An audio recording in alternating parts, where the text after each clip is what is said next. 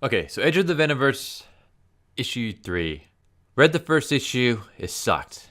Read the second issue went nowhere. It was a story about nothing. I did a video on that if you wanted to check that out. So I was hoping the third issue would actually start turning things around. It's an improvement over the previous two, not by that much. At least it has a lot of action. So once again, I can't help but noticing editor Devin Lewis, assistant editor Allison Stock. Once again, male editor, female assistant editor. It is like that constantly. So we start off with Mr. Hyde, who is in prison, and S.H.I.E.L.D. is about to take him to a courtroom so he can testify.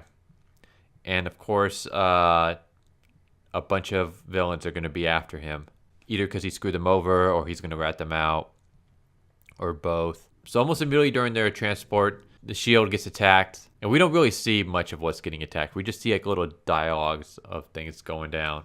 Like first we had a sniper with a rocket launcher. Then we got super gangsters in armored vehicles. Then they got lab chimps with jetpacks, vampires, purple zombie guys. It's kind of humorous. So then we actually see some of the action finally. So yeah, we have chimps with rocket packs and guns. We have zombies, gangsters. Looks like old school gangsters, judging by their car and their fedoras and all that stuff. And then we have a giant ape with octopus tentacles and what looks like Deadpool's mask.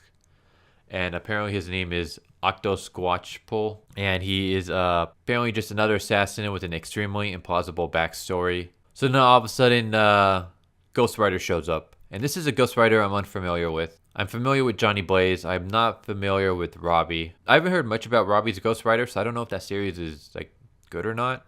I don't know. I might check it out. I do like the idea of a like muscle car being the vehicle rather than a motorcycle. Just something new. So of course Robbie shows up as Ghost Rider infected with the Venom symbiote, and he starts attacking the villains. And Mr. Hyde is like, that's not part of the plan. And so this woman is like, wait, what plan? So apparently all the attacks were planned by Mr. Hyde. So the woman is feeling a little bit better because she read Ghost Rider's file, and he's a hero. He's a good guy here to help. So he immediately like shoots his little chains at the S.H.I.E.L.D. members, and she's like, see, he saved them. And then immediately uses them as a batting ram to attack the ape Deadpool guy. So here's a little piece of information I thought was kind of funny. That black goop, like the field reports on that spider guy who died in the 80s. And I know they're referencing like a story plot from comic from the 80s, but it's almost like they're talking about Spider-Man now. The spider guy who died in the 80s, because that's kind of how I feel about Spider-Man.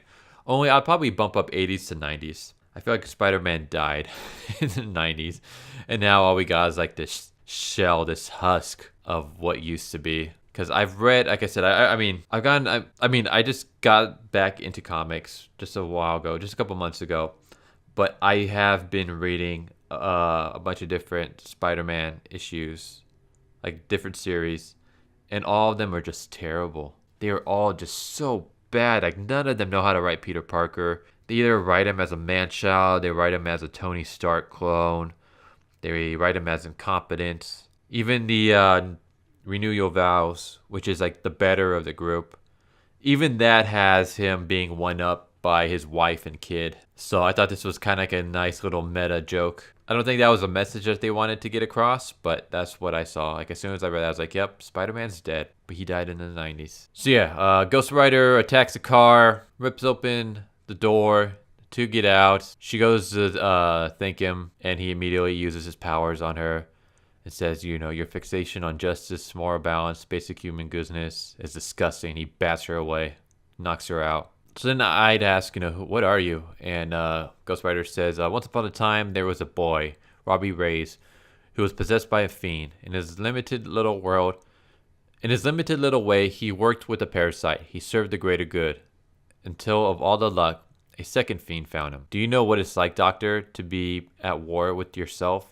One part shrieking from the flames, another stifled beneath starborn skin. The torment. Oh, the waves of pain and ambition, smashing inside a human skull. Vengeance, hunger, free will, justice, the alien and the infernal, the human and the horror. What emerged? this scared soul, this mad mind.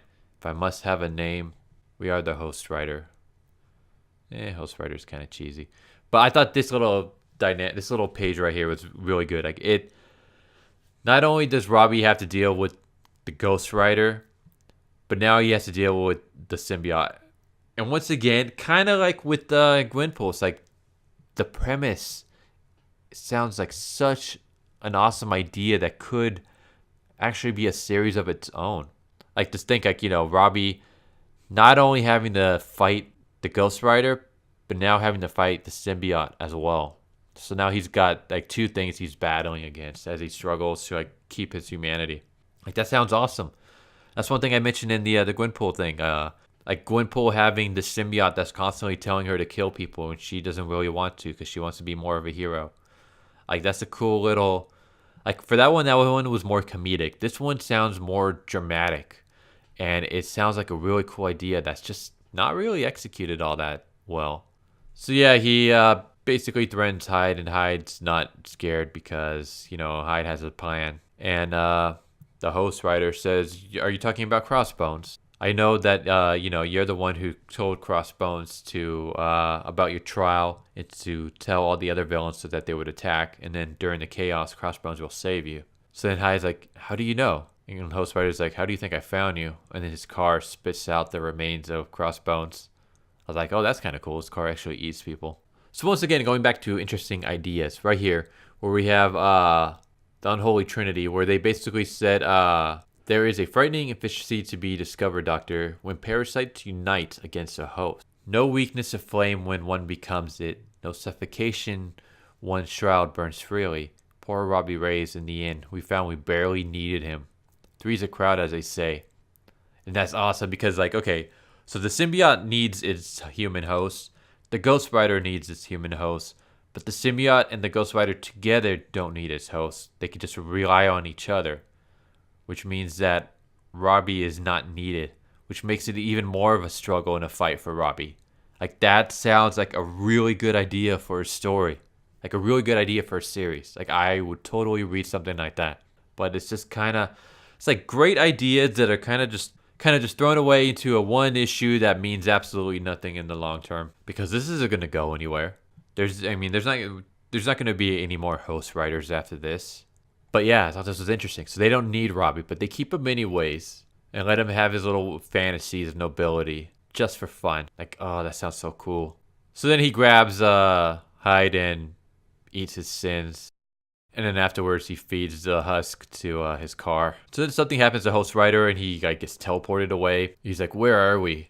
And what horror must we unleash on whoever has dared abduct us? And then we have, ask not what your symbiote can do for you, soldier, but what you can do for your symbiote. And then I guess Captain America shows up. By the way, that's a pretty cringy line. Ask not what your symbiote can do for you, but what you can do for your symbiote. Yeah, whatever. So I guess the next issue is going to be Classic Wolverine. Let's hope that it's better than the first Wolverine, because that was just all kinds of terrible. So yeah, that was Edge of the Venomverse number 3. Kind of interesting read. I mean, I'm glad that there was actually a lot of action. The whole thing was pretty much action, which is a plus in my book. But I still have no idea what the fuck's going on. Not a fan of the art style, really. I don't like the fact that it's giving us these awesome premises and then it's not doing anything with it. Mostly because it really can't do anything with it, because every premise, every idea is just a one-shot. So it's kind of sad because like there's a lot of good ideas here. Like that could be their own series, but it's never going to happen, most likely. So yeah, that's Edge of the Venomverse. Like I said, it's not too bad. I'll probably check out the 4th one. At least it seems to be improving with every issue. Like I said, first one sucked. Second one was meh. Third one was okay. So let's hope the 4th one, will be good or great, and then it just keeps getting better and better. So at least every issue is better than the one before it. But when you start at the bottom, it's not that hard to work your way up. So anyways, that's Edge of the Venomverse. Hope you guys enjoyed, and I'll catch you guys next time. Later.